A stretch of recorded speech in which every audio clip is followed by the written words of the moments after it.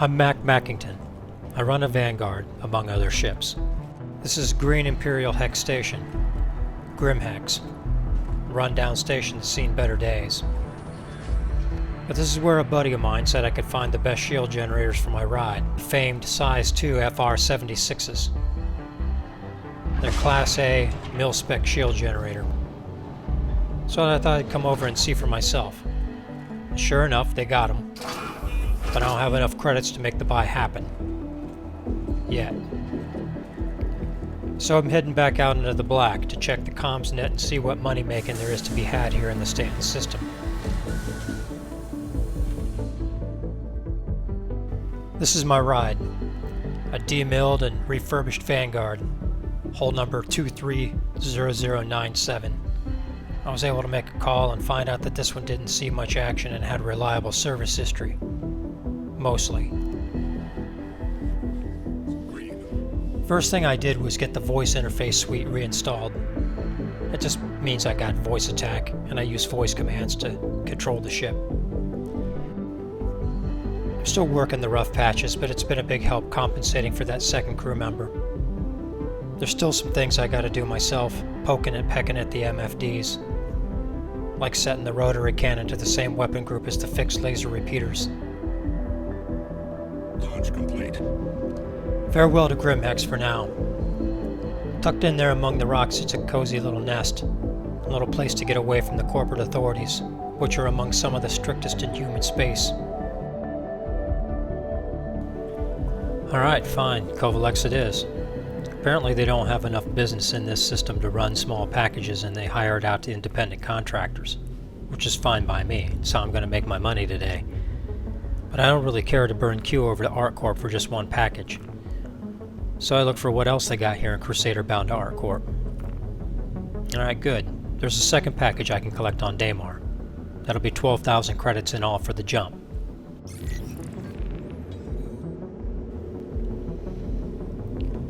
Cellin is a quiet little rock, out of the way.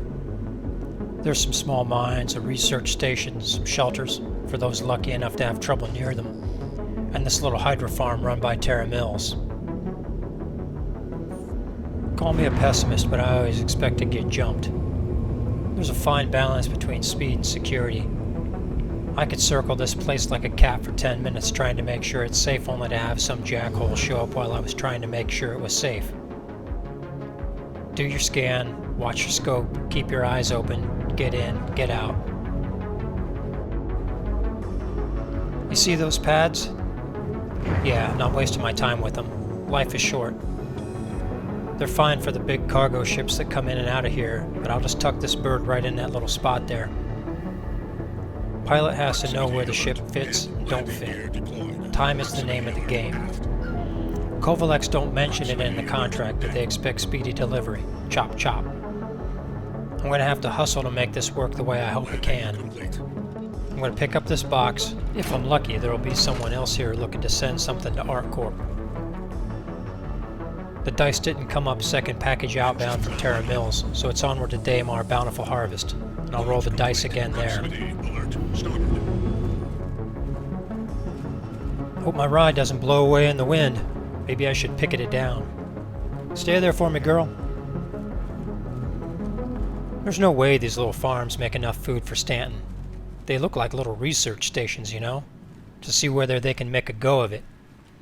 That is, unless they're doing their growing subsurface, which would make some sense given the conditions here. Blast. No luck here either. Alright, time to get clear of Daymar.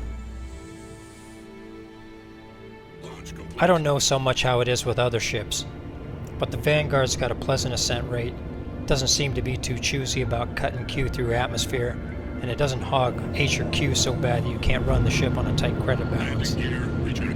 I heard of ships that burn through fuel so fast you can barely keep them running. Not so the Vanguard.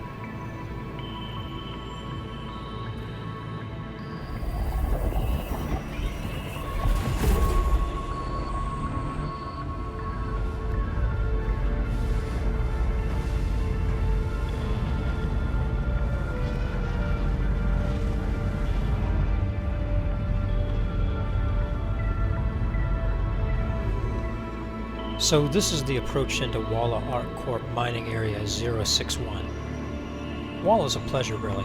It's not complicated in terms of its atmosphere, good lighting this time of day. Landing gear deployed. But look at how the ground station doesn't pop into view until really quite late, which is a pity because being able to see where you're going is important.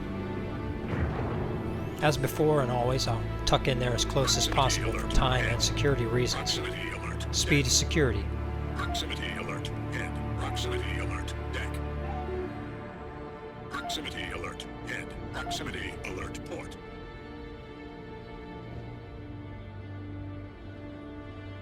Landing complete. Launch complete. Landing complete. This is tight. I hope all is well, but I'm pretty sure it is. Alright, I hit a stroke of luck here. Now this isn't optimal because it requires me to go to HDMS Bezdek on Ariel in Hurston, but it's something. It's a follow-on for my deliveries here in ArcCorp. I'll take it. My luck continues. It's another delivery contract to Hurston. It's not the same moon, but it's a pretty good deal. I'll take that as well. Starboard. Proximity alert. Over the next hour I move as efficiently as I can, delivering package and looking to see whether there are anything outbound from where I just delivered, or locations nearby. I pick up another package for delivery on Ida in Hurston, and one for delivery to HDMS Operi on the main planet of Hurston. The Vanguard, perhaps surprisingly, is a very efficient package hauler. It has one of the speedier quantum drives, the size 2 crossfield.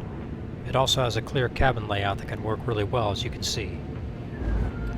While I descend to HDMS Norgard on Aberdeen, I get stopped by some Hurston security forces and scanned. They're probably not any great shakes in a scrap. They got the law on their side. Run afoul of them and you'll have trouble landing in any of the main ports or stations. The problem is they're sometimes not too bright or maybe not too good with their scanners, and they think you're moving when you're not. I've heard stories. Alright, everything checks out. Feel free to go. Well, lucky me. Onward we go. Quantum travel initiated. I get interdicted a couple of times, and I take the opportunity to earn a little extra cash from bounties of opportunity offered by the Stanton Civilian Defense Force. A militia stood up to address the increasingly lawless situation.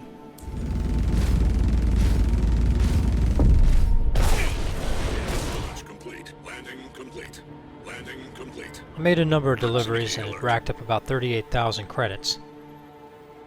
I stopped off at Everest Station for fuel. The cost was reasonable, 750 credits in all. I then tried my hand at recovering a mining claim, but when I got to the site, there was nothing to be found. Head shield under fire. Then I got in a scrap with some outlaws who pulled me out of quantum travel and I ended up with a busted ship.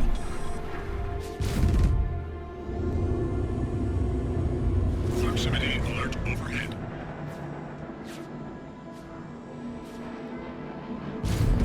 Kill.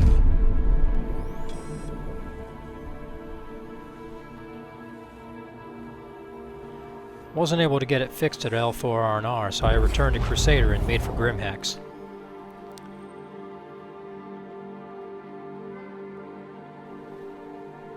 The jump was uneventful, and I was able to land without incident, though a 600i in the area spooked me a little bit, caused me to relook my approach, come in for a second landing. Landing gear retracted.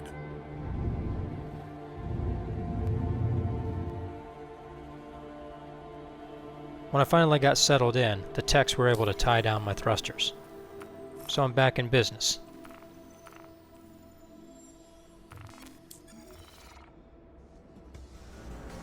Well, there they are, FR-76s, and I've got credits to spare.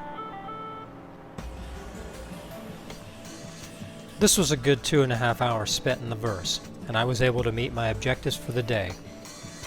Dealing with the emergent problem of a failing thruster added some unexpected tension, and Grimhex is always a great place for a little bit of frontier flavor. I'm going to see how long I can keep this ship and continue my adventures in the verse. Thanks for joining me, and I hope you enjoyed. See you around.